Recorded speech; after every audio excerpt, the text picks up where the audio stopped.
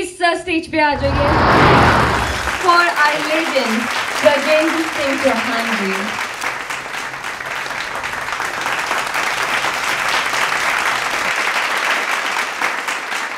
महाभारत कैसे आया आपके लाइफ में?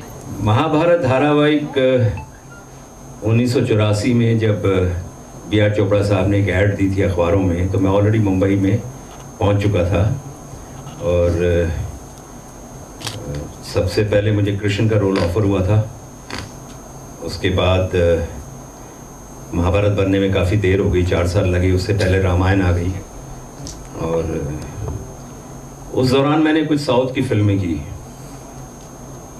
और साउथ का खाना बीइंग ए नॉर्थ इंडियन मुझे सूट नहीं किया, तो मेरा वज़न पुट ऑन हो गया था, जिसकी वजह से मुझे बलराम में शिफ्ट किया गया और आई वॉज नॉट हैप्पी। और लकीली एक दिन मुझे कॉल आया कि आपका ऑडिशन दोबारा लेना है और युधिष्ठिर के रोल के लिए मुझे ऑफ़र किया गया, but still I was not ready to do Yudhishthir even. लेकिन हमारे डायरेक्टर साहब रवि चोपड़ा साहब, जो अब दुनिया में नहीं है, उन्होंने कहा कि this role is also equally good, तो आप परफॉर्म कीजिए। मैंने फिर इस किरदार को पढ़ा और हमारे जो राइटर थे डॉक्टर राही मासूम रज़ा साहब, उन्होंने बड़ी मदद की और एक कैरेक्टर के जो पैरामीटर्स होते हैं, उस रोल की जो बाउंड्रीज होती हैं, उसका बॉडी लैंग्वेज होता है, because to perform a mythological character is different from the other part of the acting actually basically, because वहाँ पे आपको अपने गेटअप को मेंटेन करना पड़ता है, अपने लुक को मेंटेन करना पड़ता है, अपने बॉडी लैंग्वेज को, कपड़ों को, विग को, वो एक थोड़ा सा फिजिकल भी होता है बेसिकली। तो फाइनली मुझे 17 अगस्त 1988 को महाभारत में युधिष्ठिर का रोल करने का अवसर मिला।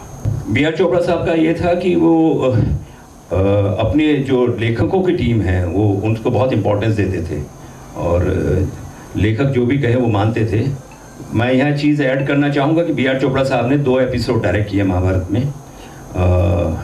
एक तो मुकेश खन्ना साहब का भीष्म पितामह का, जो भीष्म प्रतिज्ञा थी, वोट किया था, और मेरा एक 27वां एपिसोड में एक सीन था जहाँ युवराज घोषित किया जाता है धर्मराज युधिष्ठिर को, तो वो सीन चोपड़ा साहब ने डायरेक्ट किए थे।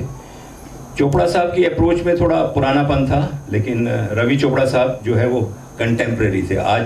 आज की जो उस वक्त का युग 88 का, वो क्योंकि फिल्में भी बनाते थे, चोपड़ा साहब एक युग पुराने वाले थे जो पुरानी फिल्में बनाई हैं, बट चोपड़ा साहब की जो सोच थी वो बिफोर टाइम थी हमेशा।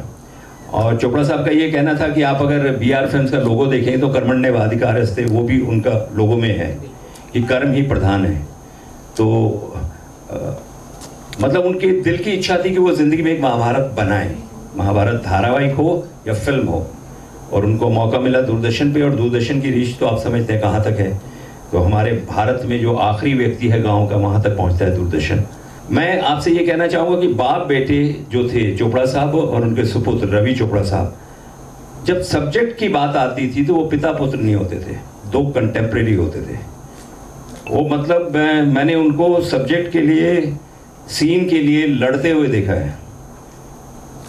मुझे याद है एक सीक्वेंस में एक बार डिस्कशन हो रहा था ऑफिस में राइटर्स की टीम के साथ। ये था मेरा जो जुए का सीन था, द्यूत क्रीड़ा का सीन था, तो चोपड़ा साहब का ये कहना था कि जुए का सीन और चीर हरण एक ही एपिसोड में आना चाहिए था, और रवि चोपड़ा साहब का मानना था कि जुआ एक एपिसोड में आएगा और चीर हरण अलग एपिसोड में आएगा। चोपड़ा साहब इतना गुस्सा हो गए थे उनसे, उन्होंने कहा कि ये महाभारत का सत्यानाश कर देगा, तो बहुत नाराज़ हुए थे।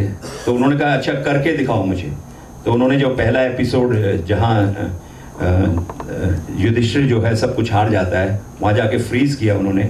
और मुझे याद है वो एपिसोड शूटिंग करने में हमें 25 दिन लगे थे एक एपिसोड को, क्योंकि उसमें जो है 6 दिन तक तो मेरे क्लोजअप हुए थे।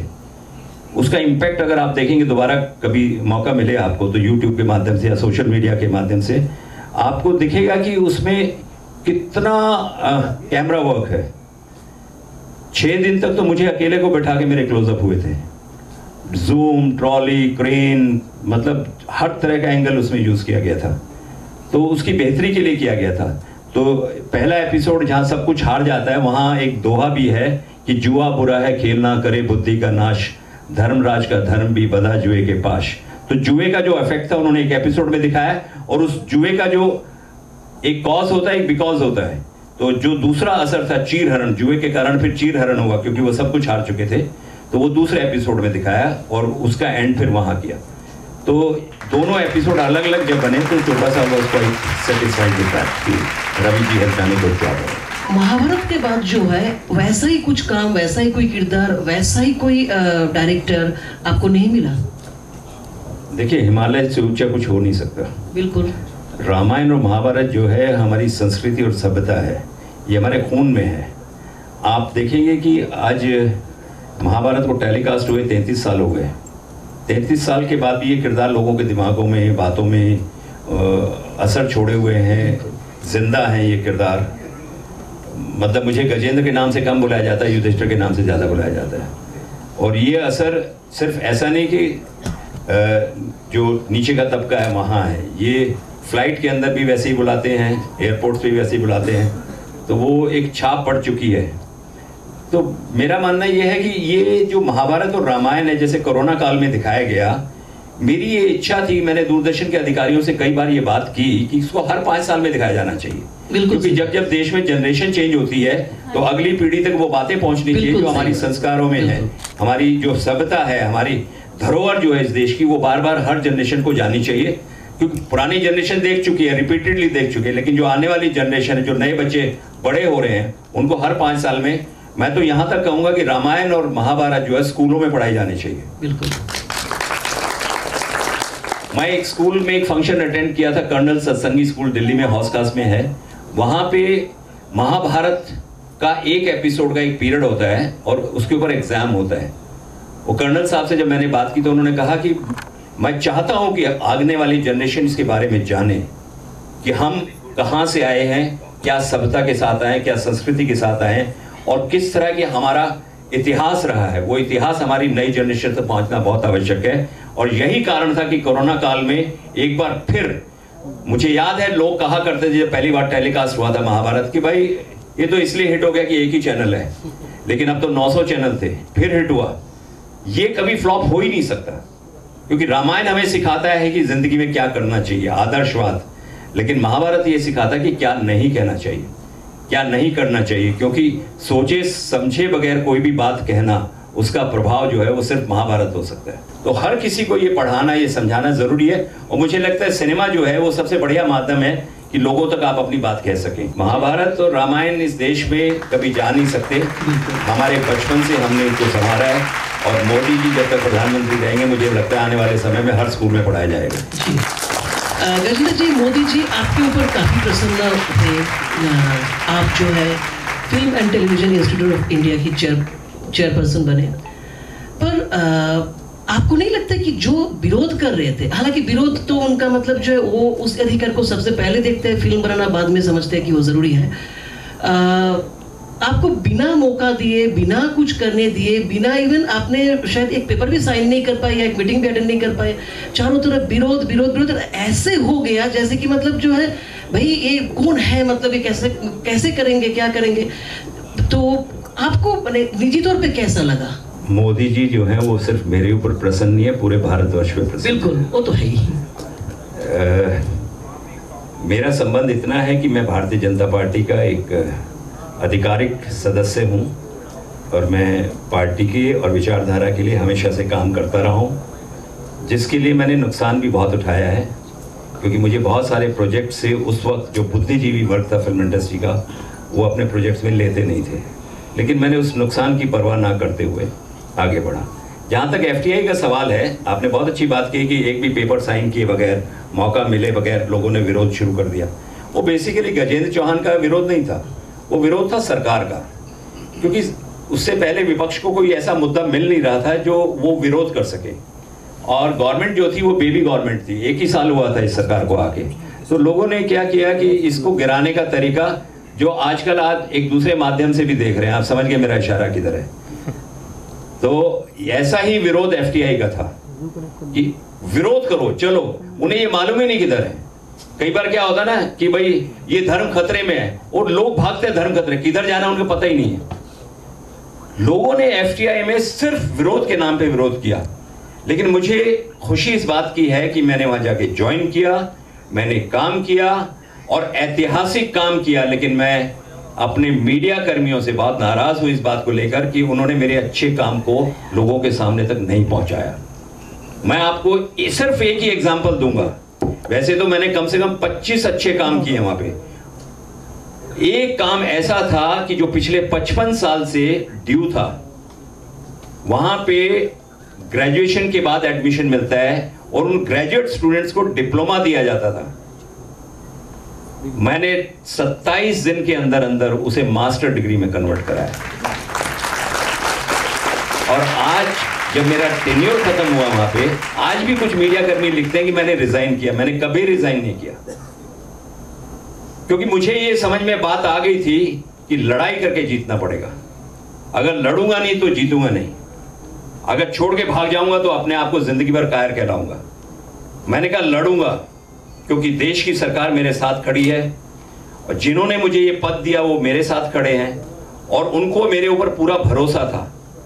और मैंने वो काम किए हैं जो आज तक किसी भी चेयरमैन ने नहीं किए। मैं ऑन रिकॉर्ड बोल रहा हूं ये बात। 10 साल से स्टूडेंट्स बैठे हुए थे जिनके डिप्लोमास कंप्लीट नहीं हुए थे, वो मैंने 4 महीने में कंप्लीट कराए। सिलेबस पिछले 15 साल से चेंज नहीं हुआ था, वो सिलेबस चेंज कराए। नए नए आयाम लेके आया वहां, डिसिप्लिन का एक ऐसा माहौल क्रिएट किया। आपको यहां कोई भी अगर एफटीआई से कनेक्शन रखता हो या एफटीआई जाने की इच्छा रखता हो तो आज जाके देखिए, आपको पता चलेगा कि 2015 के पहले के एफटीआई में और आज के एफटीआई में कितना फर्क है। वो चीजें की, लेकिन वो मीडिया, मेरे मीडिया के दोस्त जो थे, मैंने उनसे कहा ये बात कि भाई मैं अब डिबेट करना चाहता हूं एफटीआई पे। किसी ने भी आगे हाथ नहीं बढ़ाया। कोई बात नहीं, मुझे दुख नहीं है, लेकिन 2017 की सीएजी रिपोर्ट जो आई, जो पार्लियामेंट में पेश हुई, उसमें लिखा हुआ है कि गजेंद्र चौहान के टेन्योर में एफटीआई में सबसे बेहतरीन काम हुआ। आप गूगल पे जाके सीएजी रिपोर्ट 2017 अबाउट एफटीआई देख सकते हैं, उसमें ये लाइन सेपरेटली नाम लेके लिखी हुई है। तो ये मेरे, जब मुझे खुशी हुई इस बात की कि सरकार ने उसको स्टैंप किया, ऑथोराइज किया, ऑथेंटिक माना, तो पार्लियामेंट में उस रिपोर्ट में मेरा नाम गया उसके साथ में कि सीएजी रिपोर्ट में गजेंद्र चौहान ने बेहतरीन, अपने टेन्योर में सबसे बेहतरीन काम किया। ये लिखा हुआ है सर, ये वर्ड लिखा हुआ है उसमें, देखिए। उसके बाद मुझे आईएनबी सेक्रेटरी जो थे उस वक्त, उन्होंने पर्सनल एक लेटर लिखा कि आपने जो काम किए थे आपके बगैर ये इम्पॉसिबल थे, यहाँ पे आज तक नहीं हुए थे, किसी ने सोचा भी नहीं था। तो मुझे थोड़ी सी नाराजगी सिर्फ ये है कि उस अच्छे काम को भी अगर मेरे अपॉइंटमेंट के बगैर मेरा विरोध हो सकता है, तो मुझे ऐसा लगता है कि मेरा अच्छे काम के बाद मेरा सहयोग भी किया जा सकता था। पार्लियामेंट पर आपको कब देखेंगे? मैं कभी भी ऐसा फेवर नहीं चाहता हूं मेरी सरकार से या मेरे नेताओं से जो आउट ऑफ द वे हो। मुझे जो जिम्मेदारी दी जाएगी मैं उसको पूरी ईमानदारी से निभाने की क्षमता रखता हूं। बस अगर आपको जिम्मेदारी दी गई, राज्यसभा में मान लीजिए नॉमिनेशंस कर दिया गया, तो सबसे पहला बिल, पर्सनल बिल आप क्या लेके आना चाहिए? मैं सबसे पहले फिल्म इंडस्ट्री को जो इंडस्ट्री का दर्जा दिया गया था उसे मान्यता प्राप्त कराऊंगा, क्योंकि मैं जहां से आया हूं, जिसकी बदौलत मैं वहां तक रास्ता तय करूंगा, अगर किया तो मैं सबसे पहले इंडस्ट्री के लिए काम करूंगा। क्योंकि मैंने अक्सर देखा है हमारे जो दोस्त होते हैं फिल्म इंडस्ट्री के, जब वो पार्लियामेंट जाते हैं तो इंडस्ट्री को भूल जाते हैं। मैं आज ये ऑन रिकॉर्ड बोल रहा हूँ, दावे के साथ बोल रहा हूँ, मैं सबसे पहला काम इंडस्ट्री के लिए करूंगा, उन कलाकारों के लिए करूंगा, उन टेक्नीशियंस के लिए करूंगा। और आपको एक बात और रिकॉर्ड बता दूं, इस समय मैं चीफ एडवाइजर हूँ federation of western India cine employees, जो मुंबई में 32 एसोसिएशंस को कंट्रोल करती है। पिछले साल मैंने हरदीप पुरी साहब से मिलके 11,000 एम्प्लॉयज के लिए मकानात ऑलरेडी शुरू करवा दी है। उसकी नींव डाली जा चुकी है, कंस्ट्रक्शन शुरू हो चुकी है। हमारी इंडस्ट्री के जो गरीब तबके के टेक्नीशियंस हैं, उनको आजकल फॉर्म भरे जा रहे हैं, उनको वो मकान अलॉट होंगे। हमारे पास समय बहुत कम है, पर आप लोग, अभी मैं फ्लोर ओपन कर रहा हूँ, आप लोग बताइए, आप लोगों के मन में क्या सवाल है सर के लिए? कि आपने बहुत सारे कैरेक्टर्स अपनी लाइफ में प्ले किए, बहुत सारे रोल प्ले किए हैं, जिसमें से महाभारत आपकी लाइफ का माइलस्टोन रहा। तो मेरा पूछना ये है कि आपके हर कैरेक्टर ने आपकी लाइफ को किस तरीके से इम्पैक्ट किया है या किस तरीके से रिफ्लेक्ट किया है? कोई भी किरदार किसी भी कलाकार की लाइफ को परमानेंटली अफेक्ट नहीं करना चाहिए, वरना वो दूसरा किरदार करने लायक नहीं रहेगा। हमारे मेथड एक्टिंग में कहा जाता है स्विच ऑन स्विच ऑफ। जब तक आप किरदार में हैं किरदार में रहिए, उसके बाद आप अपने घर में आइए, अपने घर के हो जाइए, अगले दिन दूसरा किरदार करने जाएंगे, उस किरदार में चले जाइए, जब तक शूटिंग है उस किरदार में रहिए। क्योंकि अगर मैं युधिष्ठिर बन के सारी जिंदगी रहूंगा तो मुझे लगता है मुझे रोजी रोटी नसीब नहीं होगी। मैं अगर विलन का रोल करूं तो क्या घर आके भी विलन ट्राई करूं? तो इसलिए किसी भी एक्टर को, लोगों की अपनी अपनी सोच हो सकती है, मेरी सोच ये है कि परमानेंटली आप किसी भी किरदार में परमानेंटली नहीं रह सकते। आपको क्या लगता है कि पहले के टाइम के सिनेमा में और आज के टाइम के सिनेमा में, जो कि हमारी जो न्यू जनरेशन है, हम लोग जो ट्राई कर रहे हैं, और पहले के टाइम में जितना बॉलीवुड था, जिस तरीके का था, आपको क्या डिफरेंस लगता है कि आज के टाइम में क्या चेंजेस आए हैं जो पहले थे, या पहले के बॉलीवुड में जो क्रेजीनेस था, क्या आज भी वो है या वो बदल रहा है? Change is the law of nature. बदलाव तो आएगा ही, टेक्नोलॉजी बदल गई है, एक्टिंग नहीं बदली है, एक्टिंग वैसी है, पहले भी लोग करते थे, अभी भी करते हैं। सिनेमा की स्पीड बढ़ गई है, सिनेमा के एवेन्यूज खुल गए हैं, टेलीविजन इंडस्ट्री पहले नहीं थी, टेलीविजन इंडस्ट्री आ गई है, आपके पास अपॉर्चुनिटीज बहुत ज़्यादा हो गई हैं। एक कलाकार को हमारे इवन मेरे टाइम में 80s में जब बहुत स्ट्रगल करना पड़ता था, और बहुत बुरी तरह स्ट्रगल करना पड़ता था, जिसका जिक्र यहाँ नहीं किया जा सकता। लोग तो अखबारों में, मैगजीन में पढ़ते कि मैं भूखा रहा, मैं ज़मीन पे सोया, मैं प्लेटफॉर्म पे सोया। इससे भी ज़्यादा होता था स्ट्रगल का मापदंड। लेकिन मैं हमेशा कलाकारों से कहता हूं कि कलाकार कौन होता है, कलाकार की परिभाषा क्या है। आने वाले कल को जो आकार दे सकता है वो कलाकार होता है। कलाकार में वो ताकत होनी चाहिए, वो हिम्मत होनी चाहिए, वो हैसियत होनी चाहिए कि पीछे मुड़ के ना देखे, कम वॉट में, तो आप फिर कला की उस ऊंचाइयों को छू सकते हैं। अगर आप छोटी छोटी बातों से डिस्टर्ब हो जाएंगे, मुझे रोल नहीं मिला, कोई बात नहीं, दुनिया यहाँ खत्म नहीं हो जाती, अगला रोल मिलेगा। लेकिन जिस दिन रोल मिले उसको ऐसा निभाइए कि दुनिया याद रखे। Thank you sir. डायरेक्टर की जो बाउंड्रीज है, पैरामीटर्स है, उससे अगर वो मैच कर गई तो मुझे लगता है you are on a dot edge an actor. मैं आज आपको बताऊं एक बहुत छुपी हुई बात की, आज भी जब मैं नया प्रोजेक्ट करता हूं तो रात भर सो नहीं पाता हूं। अगले दिन जब शुरू होता है, पहला दिन शूटिंग होता है, और पहला शॉट जब तक नहीं होता, जैसे क्रिकेट में पहली बॉल आप फेस नहीं कर लेते तो आपका confidence, I can understand sir, same situation her field में होती है, हर फील्ड में होती है। तो मेरे साथ भी आज तक होता है ये, इतने साल फिल्म इंडस्ट्री बिताने के बाद जब पहला किसी प्रोजेक्ट का, किसी रोल का पहला दिन होता है तो वो डर लगा रहता है कि डायरेक्टर कहेगा ये नहीं, अच्छा नहीं हुआ, तो और हमें वो अपना बेस्ट देने के लिए और पूरा करना जी, और वो हो गया, वो मोमेंट निकल गया तो फिर आप कॉन्फिडेंट हो। जी thank you so much. 6 general international film festival की तरफ से आपको हार्दिक स्वागत है। आप काम करने के चक्कर में आप पैसों को अहमियत ज्यादा देते हैं या कला को? पैसों को अगर अहमियत देता हो तो मैं यहाँ आके बैठा नहीं होता, मैं अपने बिजनेस कर रहा होता और करोड़ों में खेल रहा होता है।